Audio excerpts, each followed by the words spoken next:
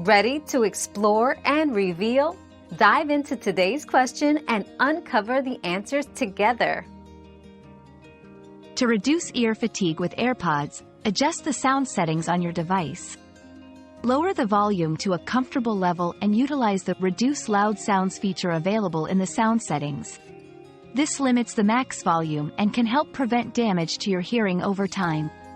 Equally, explore Equalizer (EQ) settings to tweak specific frequencies that may be causing discomfort. For iPhone users, access this through Settings, Music greater than EQ. Choosing options like Late Night can lower harsh frequencies.